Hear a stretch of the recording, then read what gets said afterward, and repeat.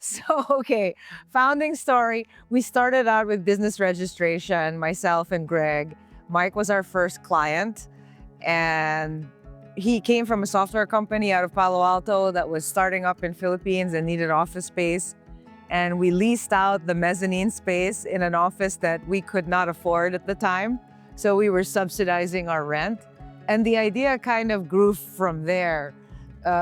We wanted to create spaces that were, accessible, that were tech friendly, that were also more affordable than the traditional office space. We wanted to put a design element into it as well. And so that culture, it's like a little bit of like collaboration, of community, of innovation, I think. I think we very much disrupted the existing market that was there in Philippines and also created a very open environment for investment, for ideas.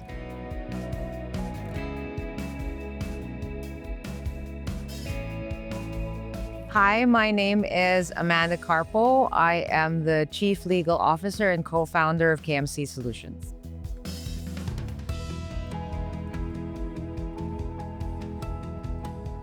I think what stands out most, looking all the way back, what I remember is how young we were and the opportunity that we had in front of us that we saw for businesses coming into the Philippines, that they were able, we wanted to open up these spaces to them for market entry companies that were entering. And so that was what we had. We wanted to go away from a traditional office. We wanted to make the spaces more lively. And I think with the evolution of KMC over the years, I'm honestly surprised at how quickly we've grown, how clients have accepted our idea of a workplace, and how we have created communities and we have created workspaces that have made people more productive, happier, and well. So that's really been a great journey because we didn't know whether it was going to work in the first place. And then the growth of KMC is just a response to how much clients have accepted this sort of new way.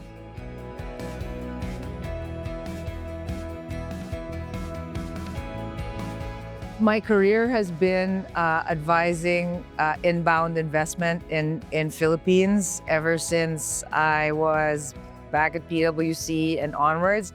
And the most difficult thing is predictability. I think businesses often look for predictability in terms of the compliance environment, legal environment. You want to be able to plan, and unless you know the hurdles that you're going to face, you can't do that. So I feel like it's my job to sort of point out the need for compliance, the laws that are necessary there, the environment that they're doing business in, and to really kind of like hold their hand. So pain point has been, it's different from where they come from. A lot of the investors are from countries where maybe their business environments are more developed or more sophisticated.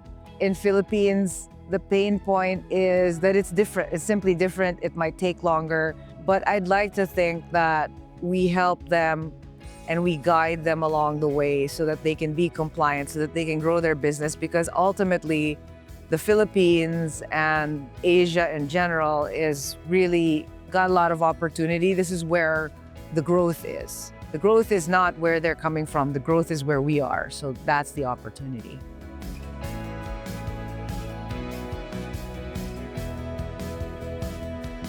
So I always think that health is wealth. And I'm very much into the sports that I'm in. I'm into triathlon and running, and it really gives me a space to clear my mind. Like, I can literally sweat my problems away. And I think that a lot of people think some of the things that I do are quite painful, but to me, it is kind of purifying and clears my head. And really, the hard work that I put into the athletics and the sports that I do is the same hard work that I will put into my actual work, my actual job. the effort is consistent, I would say, and it really gives me balance. And I like to be out in nature, and I think that that's very important, especially we all live in cities, mostly concrete jungle. So I think it's very important to get out in nature and see the open sky and trees and birds and animals and things like that. That is something that when I'm trying to relax, that's where I am in my brain. I'm not in front of my laptop. I am on the beach or in a mountain, or that really gives me a sense of balance, and that helps my health.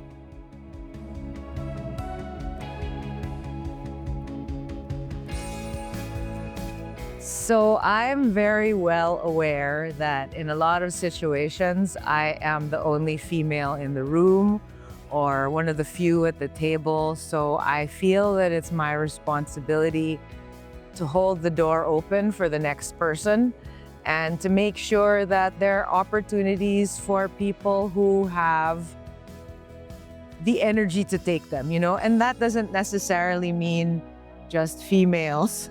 It's I have to recognize people's energy and open the door for them and give them, ultimately what it's been has leadership is about opening doors for other people in some sense, right? I mean that's part of it. And I feel I've been given an opportunity with this business, with my partners, with the people who surround me, and I can't waste it. So sometimes there are times when I'm like, I just wanna rest, and I just wanna, I can't, because I'm like, I can't waste the opportunity that's given to me, because it's a privilege, and it's a privilege to have to hold the door open for the next person.